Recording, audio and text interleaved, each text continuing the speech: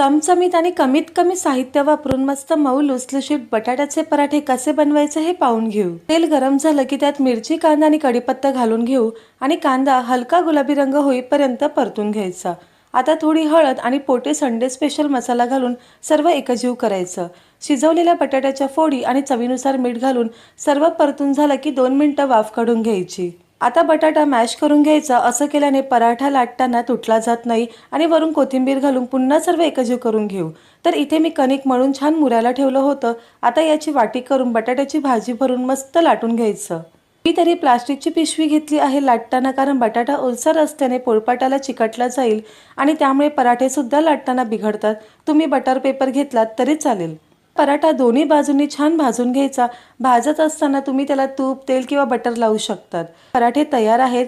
आता दही किंवा टोमॅटो केचप सोबत मस्त एन्जॉय करू शकतात। तुम्हाला रेसिपी कशी वाटली हे नक्की कळवा।